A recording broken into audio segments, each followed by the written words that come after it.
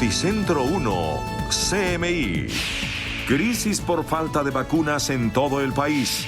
Falta de vacunas obliga a aplazar segunda dosis, dicen la CPS. Demora en vacunar fortalece al virus, asegura Organización Mundial de la Salud. Situación crítica por colapso de UCIs en casi todo el país. Nuevo récord de fallecimientos por COVID. Mueren 429 personas más. 120 soldados que llegaron del Sinaí están contagiados. 10 de ellos con la cepa británica. Desde mañana, empresas privadas pueden comprar vacunas. Gobierno fija condiciones. Otros 4 líderes cívicos asesinados. En Estados Unidos, policía que mató a George Floyd, culpable de todos los cargos. Hallado responsable de homicidio. Se expone a condena máxima de 40 años de cárcel. Habla Biden. Dice que es un gigantesco paso adelante de la justicia. Estados Unidos recomienda oficialmente no viajar a Colombia. Otro tiroteo en Estados Unidos. Con Claudia Palacios y Margarita Ortega. Buenas noches. Hay crisis por la falta de vacunas contra el COVID. Se están acabando las unidades disponibles. Algunas EPS comenzaron a cancelar miles de citas para la aplicación de la primera y también de la segunda dosis y se vieron obligadas a suspender la atención en los puntos de vacunación. La capital se está quedando sin vacunas. Solo tiene 35.000 de Pfizer que serán aplicadas al personal de la salud los días miércoles, jueves y viernes.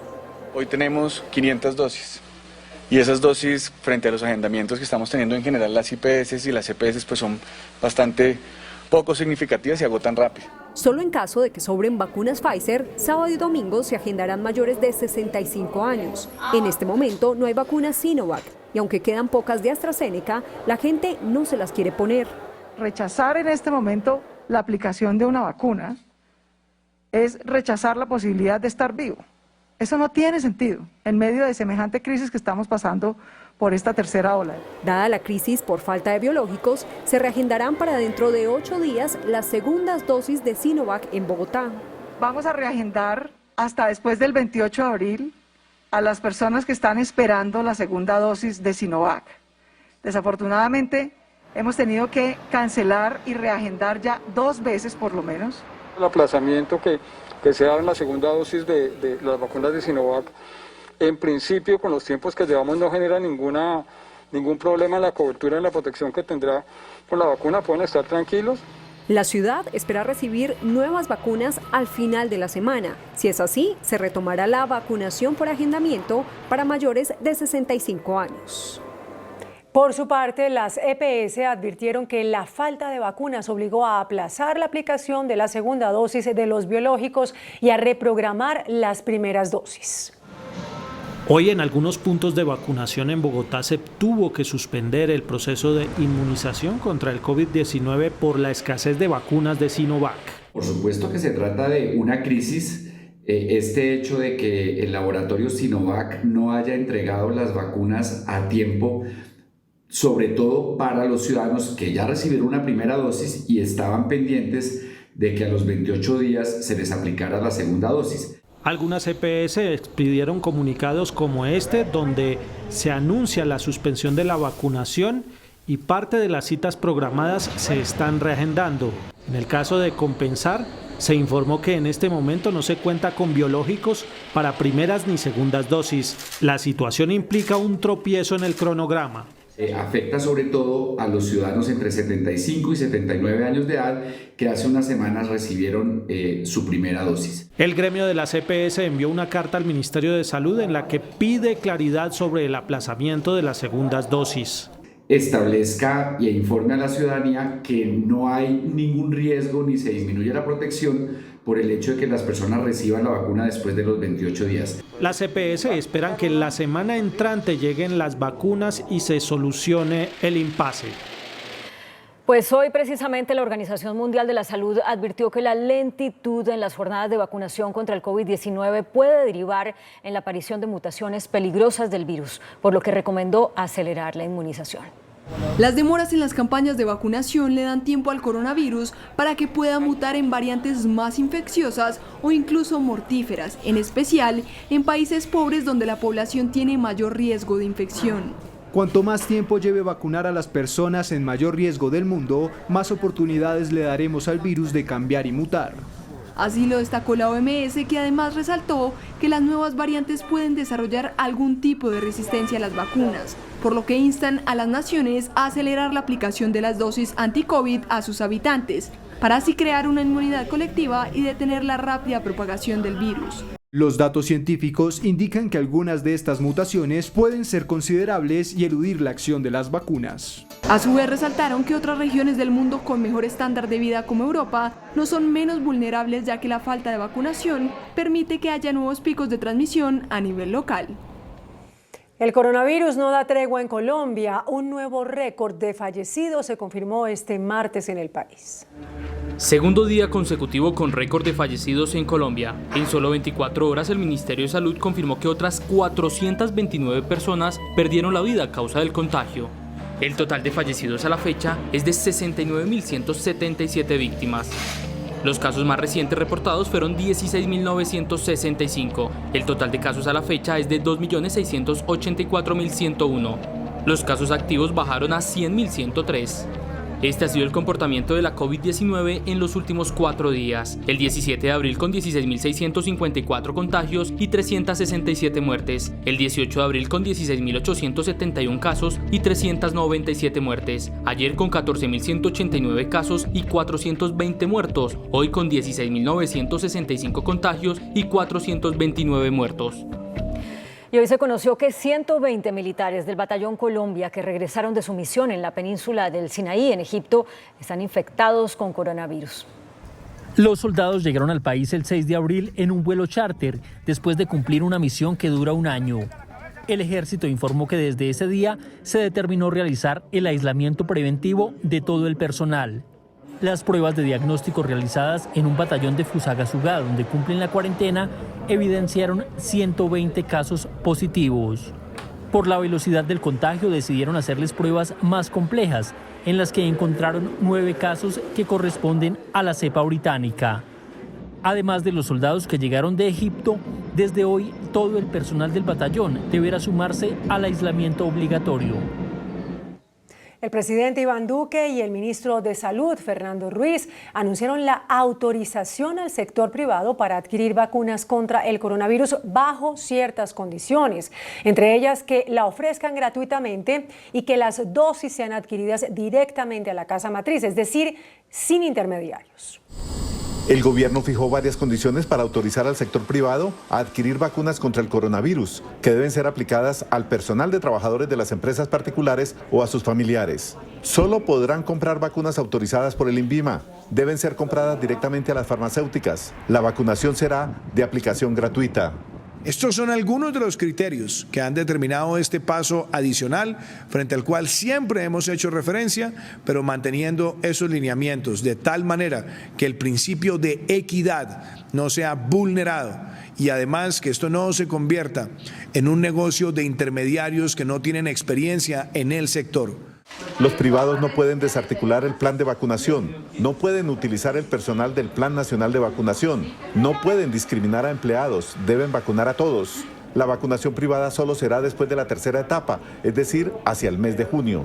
La aplicación de las vacunas por parte de privados pueden empezar a negociar a partir del día de mañana, de acuerdo con la resolución.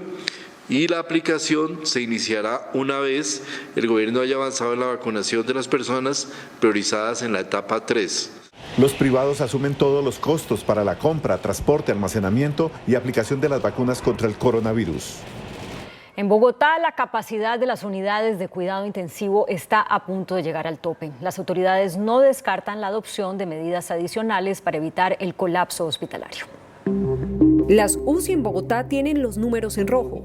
Este martes la ocupación llegó al 85.9% y solo quedan 291 camas de cuidado intensivo para pacientes COVID. Dependemos de que un paciente se recupere mañana o que un paciente que está muy enfermo fallezca para determinar que puedes tener camas es que ya estás en el límite. Lo que no queremos es llegar al colapso y posiblemente disparar protocolos éticos para poderle brindar a los que tienen mejor pronóstico estas unidades de cuidado intensivo. La Fundación Cardioinfantil, por ejemplo, está al tope y en medio de la saturación de sus servicios intenta habilitar camas provisionales. En este momento tenemos una ocupación de cuidado intensivo del 100% y estamos moviendo, digamos, toda la logística para tener 12 camas adicionales a partir de mañana. El crecimiento que hemos tenido es también el doble de lo que teníamos hace una semana. Si Bogotá llega al 90% de ocupación en UCI, que podría ser en cuestión de días, se convocará de manera extraordinaria el Comité Epidemiológico Nacional y se adoptarán medidas más restrictivas. En Bucaramanga, la situación es crítica por la alta ocupación de las unidades de cuidados intensivos. Se declaró la alerta roja y se ampliaron las restricciones a la movilidad. A partir de esta noche, los municipios santandereanos de Bucaramanga, Floridablanca, Girón, Piedecuesta y San Gil tienen restricciones a su movilidad por el aumento al 84% de ocupación de camas UCI. Se declara la alerta roja hospitalaria con entonces la suspensión de cirugías programadas no vitales en las instituciones de salud de estos municipios. Las autoridades buscan disminuir a toda costa la velocidad de contagio, incrementando también restricciones de pico y cédula por municipios para las próximas 2 semanas. También se prohíben los eventos de carácter público que impliquen aglomeración de personas, apertura de bares y discotecas. En Medellín, las unidades de cuidados intensivos están al límite con una ocupación del 99%. Entre tanto, Cali y otras ciudades que también están en crisis por la pandemia endurecieron hoy las medidas para hacer frente a la tercera ola del COVID. Las variantes son las causantes del tercer pico de contagios y aumento de muertes en Medellín. Llegaron a la ciudad por nexos de viajeros. Nosotros sabíamos que estábamos enfrentando algo nuevo. No sabíamos qué, si el efecto de la Semana Santa, el relajamiento por la vacunación o una nueva cepa. Las muestras se tomaron a 200 personas desde diciembre hasta abril, residentes en Medellín, Envigado, Apartadó y Río Negro. El toque de queda en Cali hoy y mañana será de 8 de la noche a 5 de la mañana del día siguiente y desde la medianoche del jueves habrá cuarentena estricta y ley seca hasta las 5 de la mañana del lunes 26 de abril. Ese es un cierre que tenemos que adelantarle a nuestra ciudad porque no solamente nos toca que lidiar con nuevas cepas del coronavirus, sino porque poco a poco vamos ascendiendo al tercer pico de la pandemia. En Barranquilla la ocupación de camas UCI es del 89%. De las 890 con las que cuenta el distrito, hay 792 ocupadas y 98 disponibles. De 233 camas de unidades de cuidados intensivos que tiene Risaralda, solo hay disponible 14 a la fecha, mientras las autoridades de salud reportan aumentos considerables de contagios de COVID-19 en el departamento, lo que hace pensar que mañana no se tenga disponibilidad alguna. En Risaralda se mantiene la alerta roja y se piensa en solicitar apoyo para el traslado de pacientes a otros departamentos. En este momento estamos muy bajos de camas, yo diría que podemos llegar realmente a ese escenario lamentable de no tener camas para la población risaraldense. Manizales actualmente tiene una ocupación de camas UCI por encima del 86%, lo que mantiene atentas a las autoridades con el fin de continuar dictando medidas que permitan tener un mayor control en la ciudadanía, como lo es el pico y cédula, pero al mismo tiempo mantienen su preocupación por el aumento diario de los casos COVID. El secretario general de la presidencia, Víctor Muñoz, aseguró que está garantizada la segunda dosis de la vacuna de Sinovac para más de 800.000 colombianos. El secretario presidencial Víctor Muñoz envió esta noche un mensaje de tranquilidad a 840.000 personas que están en lista de espera para la segunda dosis de la vacuna china de Sinovac. Como se anunciaba el día de ayer en Prevención y Acción, llegarán al país 1 millón de dosis el día 27 de abril. Con eso se podrá hacer el proceso de agendamiento y será la aplicación de dicha vacuna. Muñoz aseguró que la aplicación de la segunda dosis de Sinovac puede demorar entre 4 y 8 semanas. Importante mencionar, esto se está haciendo entre la semana 4 y la semana 8, que es el estándar que nos ha indicado el CDC, donde la vacuna tiene la efectividad en la aplicación de la segunda dosis, por lo tanto no existe ningún tipo de riesgo. Muñoz ratificó que antes de terminar mayo se dará paso a la tercera etapa de vacunación, donde incluirán al personal uniformado y a personas con preexistencias clínicas. En Bogotá, hace más de una hora arrancó el toque de queda que se extiende hasta las 4 de la mañana. Diana Giraldo está en el occidente de la capital. Buenas noches, Diana. ¿La gente está acatando la medida o no? Hola, ¿qué tal? Muy buenas noches. Los saludamos hasta ahora desde el sector de Modelia, uno de los más concurridos de la localidad de Fontibón, porque hace aproximadamente una hora empezó este toque de queda nocturno que irá hasta mañana a las 4 de la mañana. Yo quiero mostrarles cuál es el panorama en este sector comercial. Ven ustedes que hay poca gente, pero queda uno que otro local abierto. Hay que mencionar que estos locales que se dedican a la venta de comida pueden operar hasta las 10 de la noche. Ya lo que tiene que ver con tiendas y almacenes de cadena, estos sí tienen que cerrar obligatoriamente a las 8 de la noche. Antes de que empezara este toque de queda se presentaron algunas congestiones en vías principales, eternos trancones en la avenida Boyacá, en la calle 26 y también en la 68. Y hubo también congestión en algunas estaciones de Transmilenio, la gente intentando anticiparse a esta restricción. Recordemos que en Bogotá se mantiene entonces el pico y cédula también, y este fin de semana volverá la cuarentena estricta a la capital del país. Es por lo pronto el reporte que les entregamos en directo desde el occidente de Bogotá. Diana Giraldo, Noticentro 1 CMI. Diana, gracias. Y justamente en la capital a esta hora se llevan a cabo diferentes operativos de control en medio de la aplicación del toque de queda. A las 8 de la noche iniciaron los controles por parte de la Policía Metropolitana de Bogotá en este primer día de cuarentena estricta nocturna. Comercios, parques y calles son custodiados por más de 2.300 efectivos de la policía. Hace aproximadamente una hora, la Policía Nacional está realizando controles estrictos sobre las vías principales, en especial aquí Teusaquillo, en aras de hacer cumplir el decreto 148 de la Alcaldía Mayor. Tenga en cuenta los horarios de la cuarentena. Tenemos restricción nocturno de la movilidad entre 8 de la noche hasta las 4 de la mañana. Quien no cumpla esta cuarentena estricta nocturna se expone a un comparendo de hasta 1 millón de pesos. La Policía Nacional realizaría un comparendo teniendo en cuenta la ley 1801 que tendría un costo de 946.000 pesos. Serán al menos 32 puestos de control en diferentes vías de la capital.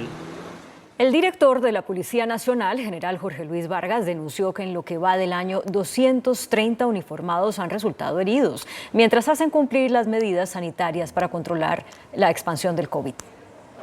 Según el general Jorge Vargas, director de la policía, en este tercer pico de la pandemia se ha incrementado la indisciplina social y la violencia contra los policías que intentan controlarla.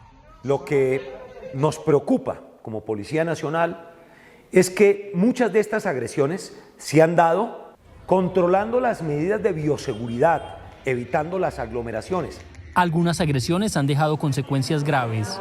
Hemos tenido compañeros realmente afectados con lesiones importantes que han afectado movilidad, que le han quitado e inclusive amputado miembros. Cada fin de semana la policía impone por lo menos 3.000 comparendos por violación a las normas sanitarias. Tras detectar 38 casos positivos, el presidente de la Cámara de Representantes, Germán Blanco, anunció medidas extraordinarias para controlar el foco de contagio del COVID-19 en el Congreso. Varias comisiones de la corporación volverán a sesiones exclusivamente virtuales. 38 casos positivos de COVID-19 en el Congreso en los últimos 20 días y la muerte de un senador y un subsecretario llevaron a la Cámara de Representantes a restringir aún más el ingreso a las sesiones. El presidente de la corporación, Germán Blanco, pidió más colaboración a sus colegas para las próximas 2 semanas. No se permitirá el ingreso durante 2 semanas a las instalaciones de la Cámara de Representantes, a las oficinas, a los salones y al elíptico. No se permitirá el ingreso de ninguna persona ajena, externa. El presidente de la Comisión Primera de la Cámara, Alfredo de Luque, determinó suspender hasta nueva orden las sesiones semipresenciales. Fuentes de la Fiscalía le confirmaron a Noticentro 1 CMI que varios narcotraficantes se estarían negando a dejarse tomar la prueba para el examen de COVID con el fin de frenar sus procesos de extradición. Varias extradiciones de narcotraficantes pedidos por Estados Unidos están en riesgo, dado que los detenidos se niegan a tomarse la prueba de COVID-19, lo cual es uno de los requisitos para que salgan del país. Ante la denuncia, la Fiscalía confirmó que hay múltiples casos de extraditables que estarían empleando esta estrategia. son personas que cuentan con resolución ejecutiva del presidente para ser entregados en extradición y aún no han sido puestos a disposición por la Fiscalía al no tener una prueba COVID-19. Pero la estrategia va más allá de frenar sus procesos de extradición, dado que algunos radicaron recursos legales para quedar en libertad bajo el argumento de que se venció el plazo para que se haga efectiva la extradición. No obstante, los jueces han negado todos estos recursos. Procedieron a practicar prueba COVID-19 al accionante para ponerlo a disposición del país requiriente, pero él se negó, lo cual atrasa el proceso. El Ministerio de Justicia también está en alerta por esta situación. Un nuevo debate quedó planteado hoy entre las desmovilizadas FARC y la familia del líder conservador Álvaro Gómez Hurtado por la reivindicación que hace el ahora grupo político del magnicidio del dirigente conservador. El hoy senador Carlos Antonio Lozada presentó nuevas pruebas sobre el hecho. Con la transcripción de 11 mensajes que atribuye a los máximos comandantes de las FARC y al secretariado de esa organización, que en 1995 estaba alzada en armas, el hoy senador Carlos Antonio Lozada insistió en que las FARC sí asesinaron a Álvaro Gómez. Por ejemplo, este mensaje que le envió el Mono Jojoy al secretariado el 2 de noviembre de 1995, día del magnicidio. Red Urbana le dio al ponente de las repúblicas independientes en los años 60. La decisión es que el secretariado decida si lo reivindicamos o no. ¿Qué opinan? Y este otro, fechado en diciembre 4 de 1995 y enviado por Manuel Marulanda, tiro fijo al secretariado. Lo del señor Gómez debemos mantenerlo en secreto para ver cómo vamos ayudando a profundizar las contradicciones, mientras bajamos otros. Y entre otras cosas, los estados mayores de bloques y comandos conjuntos no deben olvidar la creación de comandos para dar de baja a jefes políticos reaccionarios. A estas pruebas, presentadas por Lozada, respondió la familia de Álvaro Gómez Hurtado, restándoles credibilidad. Se está ahorcando con sus propias mentiras. El documento que trae a colación como supuesta prueba es el llamado libro de Marulanda, es un documento apócrifo que ya está en poder de la Fiscalía, aportado por José Obdulio Gaviria hace más de 8 años o 9 años, y no se pudo validar ninguno de esos mensajes en los computadores de verdad incautados a los miembros del secretariado en distintos operativos. Sin embargo, en su rueda de prensa, Carlos Antonio Lozada, quien en 1995, como guerrillero, era el jefe de las milicias urbanas en Bogotá, asegura que la inteligencia militar tenía conocimiento de esas pruebas, pero que siempre ha querido manipular la investigación por el crimen de Álvaro Gómez Hurtado y que hoy, 25 años después, se atribuyen las desmovilizadas FARC. Día más oscuro de lo normal para los líderes sociales en el país. En las últimas horas fueron asesinados 4 de ellos en diferentes ciudades. A esta cifra se suma el asesinato de un excombatiente de las FARC en el Caquetá. En Caldono, Cauca, fue asesinada Sandra Liliana Peña, una querida gobernadora indígena que lideraba procesos de sustitución de cultivos ilícitos. En una vivienda de Santa Marta fue encontrado degollado Francisco Giacometto Gómez, uno de los fundadores de la Unión Patriótica. En Bucaramanga, y a plena luz del día, fue asesinado de varios impactos de bala el líder comunal Justiniano Torres. Y finalmente en Tumaco, Nariño, fue asesinado Dionisio Pay Pascal, líder de la comunidad UA. Con estas muertes se eleva a 52 el número de líderes asesinados en 2021.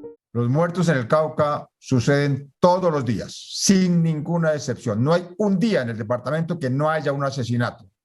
El Cauca es un departamento hoy donde el Estado no ejerce ni su presencia, ni su autoridad, ni sus obligaciones. Llamamos al gobierno nacional que pase de los anuncios a los hechos. Haga lo que anuncia.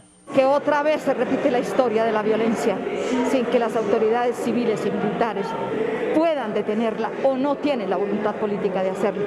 El Partido Comunes, por su parte, reportó el asesinato del excombatiente Jason Ayala en el municipio de San Vicente del Caguán, en Caquetá.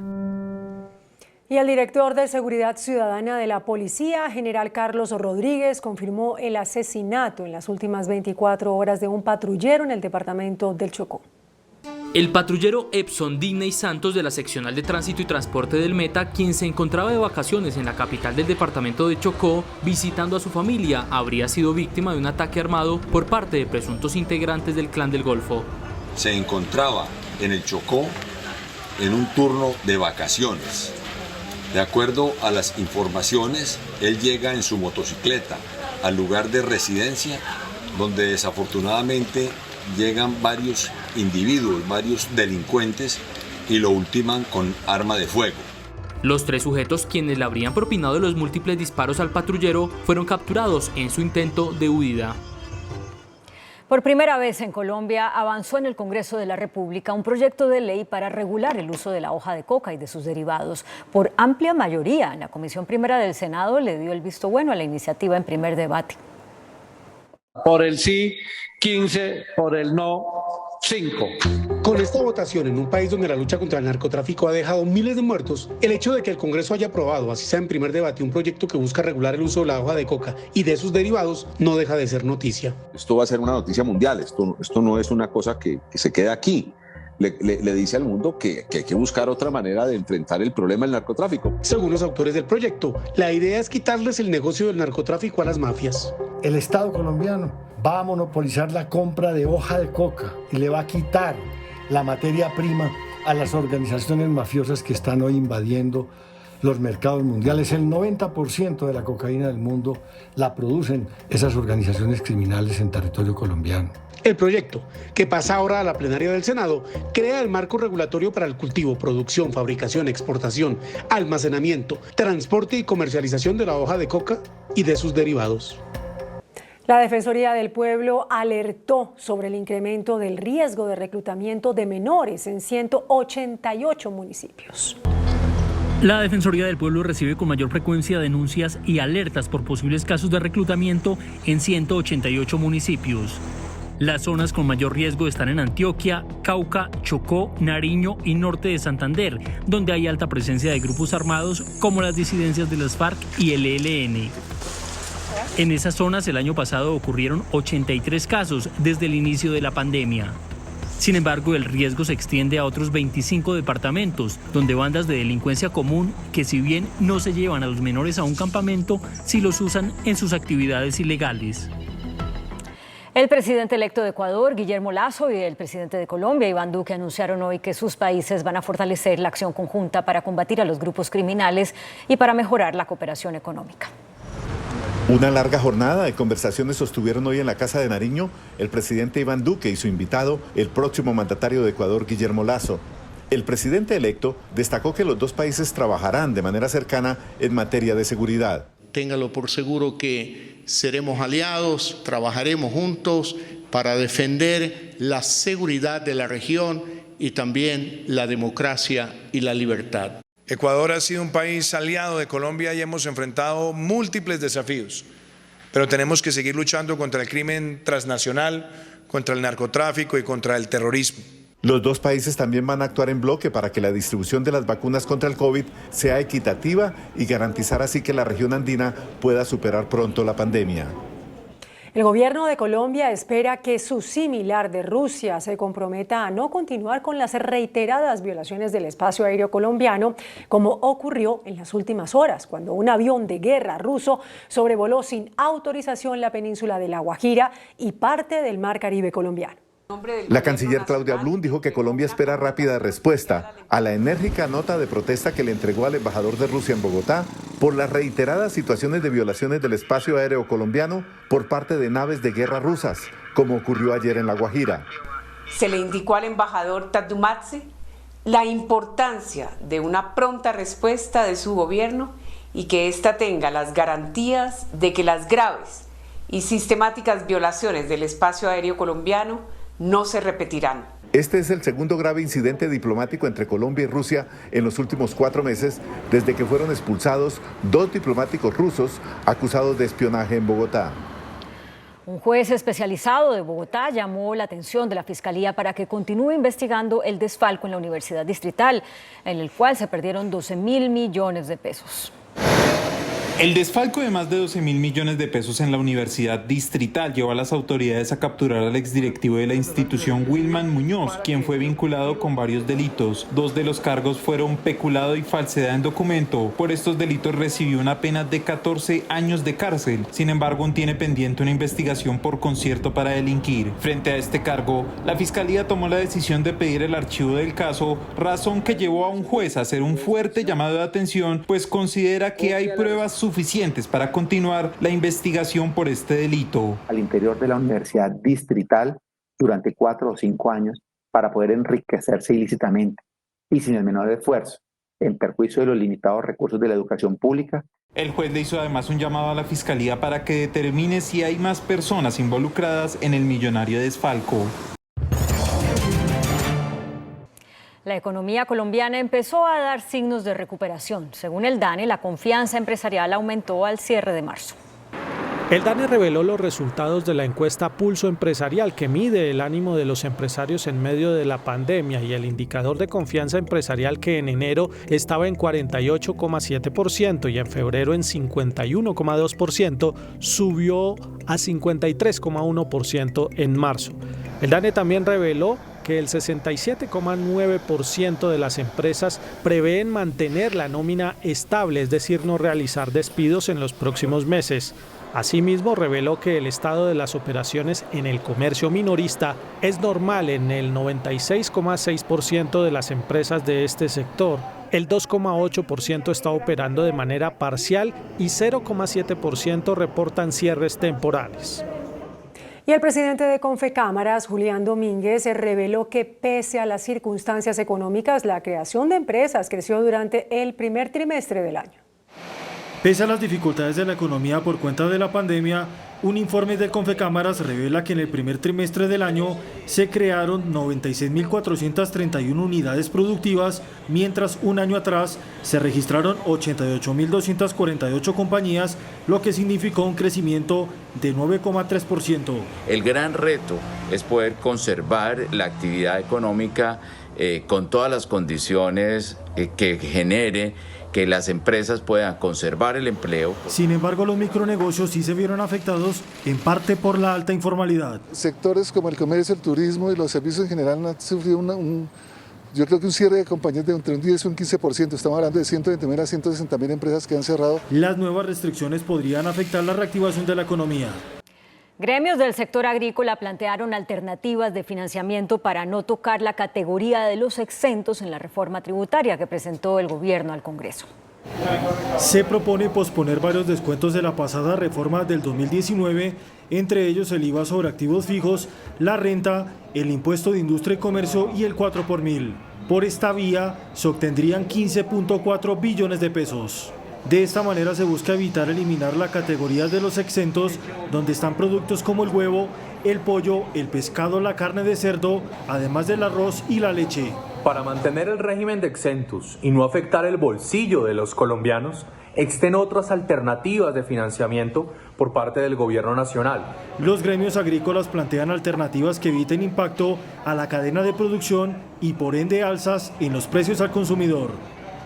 La reforma tributaria enfrentó nuevamente a la oposición y al partido de gobierno en la Cámara de Representantes. Con cubetas de huevos, los parlamentarios criticaron las últimas declaraciones del ministro de Hacienda sobre el proyecto. El Centro Democrático salió en defensa de la iniciativa.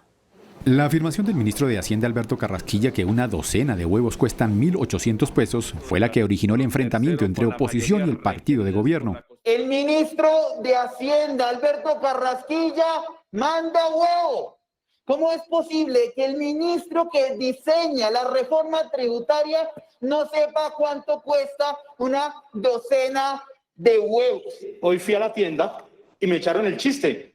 Va a comprar una cubeta de huevos de 1.800. Y más allá del chiste, señor presidente, en esto que tengo entre mis manos, se representan varias cosas. Significa también la indignación y la rabia que tienen una inmensa mayoría de colombianos. Muchos hasta del Centro Democrático que ya se están lavando las manos. La reforma tributaria del gobierno, de su gobierno, no sean descarados, que es de su presidente. Nosotros no somos notarios ni ningunos sinvergüenzas, y mucho menos somos comité de aplausos. Como vocero del Centro Democrático, nos sentimos orgullosos de este gobierno y es nuestra responsabilidad como congresistas dar ese debate. Realmente es complicado responder uno tantos agravios, tantas expresiones soeces, pero realmente vamos a llenarnos de paciencia. La reforma tributaria iniciará su discusión la próxima semana. Y el partido de la U anunció hoy que no votará la reforma tributaria presentada por el Gobierno Nacional. La presidenta de esa colectividad, Dilian Francisca Toro, advirtió que el proyecto afecta a los más vulnerables. La decisión del partido de la U fue tomada tras haber analizado los alcances de la reforma tributaria en reunión de sus bancadas de Senado y Cámara de Representantes. El partido de la U no votará una reforma tributaria que grave a los trabajadores, a la clase media ni a los pensionados. Que le ponga IVA a la gasolina, IVA a los insumos del sector agropecuario que termina afectando la canasta familiar como el huevo, el pollo y la carne. Tampoco IVA a los servicios públicos. El partido de la U propone que los 7 billones de pesos de utilidades que tiene el Banco de la República sean remitidos sin demora al presupuesto general de la Nación para aliviar las finanzas públicas. El presidente del Grupo Sura, Gonzalo Pérez, negó cualquier interés del conglomerado NPM. El empresario además rechazó y desmintió los señalamientos que hizo el alcalde de Medellín, Daniel Quintero, sobre un interés de los dirigentes empresariales en nombrar al gerente de EPM. El presidente del Grupo Sura, Gonzalo Pérez, negó que hayan intereses particulares o de EPM en Hidroituango luego de las declaraciones entregadas por el alcalde de Medellín, Daniel Quintero. Nunca hemos promovido ataques contra ningún gobernante ni actor político. Somos respetuosos de la institucionalidad y de eso la historia es testigo. De otro lado, hoy se conoció que el exgerente de EPM, Álvaro Guillermo Rendón, denunció penalmente al alcalde de Medellín, Daniel Quintero, por calumnia para que se retrate de algunas afirmaciones que, según él, atentan contra su buen nombre, luego de que el mandatario lo declarara insubsistente al cargo en febrero de este año. El índice de capitalización de la bolsa, que mide el comportamiento de las 20 principales acciones, cerró a la baja. El índice de capitalización de la Bolsa de Valores de Colombia bajó 0,09% a 1.311 puntos. La acción de Enca fue la que más subió, con una valorización de 4,17% a 15 pesos con 74 centavos. La acción del Grupo Éxito fue la que más bajó, con una pérdida de 2,38% a 11.900 pesos. La acción más negociada de la jornada fue la de Ecopetrol, al movilizar más de 31.000 millones de pesos. El dólar cerró al alza. Indicadores económicos en Noticentro 1 CMI. La tasa representativa del mercado que regirá para mañana miércoles será de 3.636 pesos con 26 centavos. Los profesionales del cambio compran la divisa en promedio en 3.420 pesos y la venden en 3.460 pesos. Un euro cuesta 4.384 pesos. La libra de café en Nueva York se cotizó a $1.32. El azúcar se transó en 16,77 centavos de dólar la libra. El barril de petróleo WTI se cotizó en $62.38 centavos. La referencia Brent para Colombia se cotizó en $66.25 centavos. Una acción de Ecopetrol cuesta 2.281 pesos. Atención, esta noche el partido Cambio Radical decidió no apoyar el proyecto de reforma tributaria y dice que pedirá su retiro. Un comunicado en ese sentido será expedido en las próximas horas. En una histórica decisión, el ex policía Derek Chauvin fue declarado culpable de los 3 cargos de homicidio por la muerte del afroamericano George Floyd. Ahora enfrenta hasta 40 años de prisión por el caso que desató una ola mundial de protestas contra el racismo y la brutalidad policial. La dramática muerte de George Floyd tras ser inmovilizado por el agente Derek Chauvin, quien posó su rodilla sobre la nuca de la víctima durante más de 9 minutos pese a que gritaba que no podía respirar, fue suficiente para que el jurado, formado por 7 mujeres y 5 hombres de diferentes razas, tomara una decisión unánime sobre el caso en una corta deliberación que solo requirió 10 horas. Y en una determinación histórica, el jurado declaró al ex policía culpable de 3 cargos de homicidio por la muerte del afroamericano. Chauvin está acusado de asesinato en segundo grado, punible con hasta 40 años de prisión. Este cargo se puede dar en dos escenarios: cuando el acusado mata intencionalmente a alguien pero sin premeditación, o cuando no hay intención pero se usa violencia para cometer el delito. El ex policía de 45 años también fue inculpado de homicidio involuntario en segundo grado, que podría significarle una pena máxima de 10 años de prisión por su negligencia culposa al haber asumido conscientemente la decisión de poner en riesgo la vida de otros sin medir las consecuencias. Además, también fue acusado de asesinato en tercer grado, que conlleva hasta 25 años de prisión y se aplica a personas que han causado la muerte sin intención de provocarla, al cometer un acto peligroso para otros con un espíritu depravado que denota desprecio por la vida humana. Lo cierto es que la decisión sienta un precedente porque es la primera vez que un agente blanco es declarado responsable legalmente de la muerte de un hombre negro bajo custodia en la historia de Minnesota. We got justice, we won. Okay? We won. He may not be here, but we won. Say his name! George Floyd! We still have cases to fight, but this gives us the energy to fight on. Ahora el juez del caso dispone de 8 semanas para determinar la condena y durante ese periodo también tendrán lugar posibles apelaciones y trámites legales. Pues el presidente de Estados Unidos, Joe Biden, aseguró que el fallo en el caso de George Floyd es un gran paso en la justicia de su país, pero advirtió que no es suficiente. Sobre el veredicto que dio el jurado tras 10 horas de deliberación sobre la culpabilidad del exagente Derek Chauvin, condenado por el asesinato del ciudadano negro George Floyd, el presidente de Estados Unidos, Joe Biden, rompió su silencio frente al caso y afirmó que la tragedia del pasado 25 de mayo fue un asesinato a plena luz del día. It was a murder in the full light of day, and it ripped the blinders off for the whole world to see. El presidente aseguró que la decisión puede ser un gran paso adelante para el país contra el racismo sistémico, pero dijo que no es suficiente. Nothing can ever bring their brother, their father back. But this can be a giant step forward in the march toward justice in America. And today's verdict sends that message. But it's not enough. We can't stop here. Biden elogió a los oficiales que testificaron en el juicio en lugar de cerrar filas y guardar silencio. La muerte del afroamericano George Floyd marcó un antes y un después en la lucha contra la violencia policial en Estados Unidos. Esta es la trágica historia de este episodio que se inició el 25 de mayo de 2020. La llamada de un empleado a la policía de Minneapolis el 25 de mayo de 2020 para reportar que George Floyd quería pagar cigarrillos con un billete falso de $20 y que se rehusó a devolver la cajetilla terminó en tragedia. Floyd permaneció junto a 2 personas dentro de un carro que estaba parqueado en la esquina del negocio. Minutos después llegaron los policías Quinn y Lane, quienes se acercan y lo hacen salir del auto apuntando con un arma, y luego de forcejeos esposan a Floyd. Lo llevaron a otra esquina y después de dialogar con él, lo condujeron a la parte trasera de la patrulla. En ese momento se desploma y alega sufrir de claustrofobia.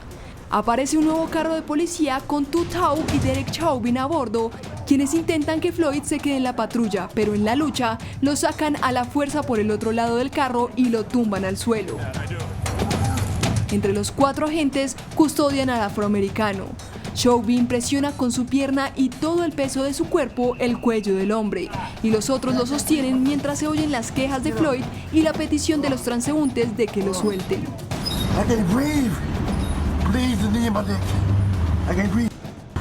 20 veces repitió el hombre de 105 kilos y 1,98 de altura que no podía respirar. Tras 6 minutos de presión, Floyd pierde la conciencia y solo 3 minutos después, aún con la rodilla de Chauvin en su cuello, llega una ambulancia. Le toman el pulso, lo suben a la ambulancia, pero los paramédicos se comunican con el hospital y aseguran que está sufriendo un ataque cardíaco.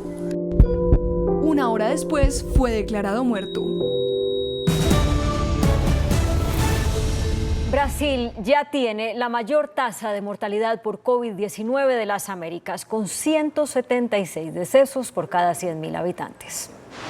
Con una fatalidad por coronavirus en aumento que registra un total de más de 375.000 muertos, Brasil enfrenta una trágica situación a causa de la pandemia. La tasa de mortalidad en el gigante suramericano, de 212 millones de habitantes, es la más grave en todo el continente americano y en el hemisferio sur. Y esto no es debido a la densidad de su población. Brasil registra 176 decesos por cada 100.000 habitantes, después de tomar la delantera frente a sus vecinos más afectados como Perú, que registra una tasa de 174 fallecidos por cada 100.000 ciudadanos, y Estados Unidos, que reporta 172 muertos por cada 100.000 personas. La Agencia Europea del Medicamento encontró una posible relación entre la vacuna de Johnson & Johnson y casos muy raros de trombos. Sin embargo, el organismo aclara que considera que los beneficios del fármaco siguen siendo superiores a los riesgos, por lo que avaló su uso. El pasado 9 de abril, cuando apenas faltaban unas horas para comenzar la distribución de la vacuna de Johnson & Johnson en Europa, la EMA suspendió su uso para aclarar los vínculos entre su inoculación y 4 casos graves de trombos en Estados Unidos. Sin embargo, tras más de una semana de investigación y pese a que la Agencia Europea del Medicamento encontró una posible relación entre la vacuna y casos muy raros de trombosis, el organismo aclaró que considera que los beneficios del fármaco siguen superando los riesgos, por lo que avaló su uso. Tras la decisión, Johnson & Johnson anunció la reanudación inmediata del envío de las dosis en el viejo continente y aseguró que actualizará las características del fármaco para incluir información sobre el diagnóstico y el tratamiento de este efecto adverso tan poco frecuente. Estados Unidos recomendó no viajar a Colombia y ubicó al país en el nivel 4 de alerta, el más alto en el escalafón de advertencia, debido al recrudecimiento de la pandemia del COVID-19 y también a la violencia en algunas regiones. Con el nivel 4 de alerta de no viajar, el Departamento de Estado de Estados Unidos recomendó a sus ciudadanos que no viajen a Colombia. En su circular, Washington advierte que los crímenes, el terrorismo y el secuestro han aumentado en el territorio colombiano, especialmente en áreas como Arauca, Cauca, Chocó, Nariño y norte de Santander, a lo que se suma los altos niveles de COVID-19 en el país. Estados Unidos también amplió las recomendaciones de no viajar a cerca del 80% de los países en todo el mundo, citando el riesgo sin precedentes para los viajeros ante el recrudecimiento de la pandemia a nivel global. Actualmente, la lista del Departamento de Estado incluye a 34 naciones, pero otras 100 se añadirán bajo el nivel 4. Un muerto y 2 heridos dejó un nuevo tiroteo en Long Island, en Estados Unidos. El presunto autor del hecho ya fue capturado. Un hombre vestido de negro habría entrado al área de oficinas de un supermercado de Long Island y presuntamente disparó contra 3 personas, cobrándose la vida de una de ellas en la ciudad de West Hampshire antes de huir del lugar. Las otras 2 víctimas de los disparos fueron trasladadas a un hospital de la zona. El tirador abandonó el centro comercial y se dio a la fuga en un bus que pasaba por el lugar. La policía inmediatamente inició las labores de búsqueda del sospechoso, quien horas después de los hechos fue detenido e identificado como Graybill David Wilson, un hombre de 30 años quien es presuntamente el responsable del tiroteo. Wilson, al parecer, es un ex empleado de la tienda y las autoridades continúan indagando los motivos que lo llevaron a abrir fuego en el lugar. El presidente de Chad, Idriss Déby Itno, quien gobernó la nación centroafricana durante más de 3 décadas, murió en medio de un combate contra rebeldes. Eso fue lo que anunció el ejército en medios nacionales. El deceso del mandatario se conoció horas después de que las autoridades electorales lo declararan como ganador de las elecciones presidenciales del 11 de abril, lo que le daba vía libre para estar 6 años más en el poder. Los militares anunciaron el cierre de las fronteras, la disolución del gobierno e impusieron un toque de queda hasta nuevo aviso.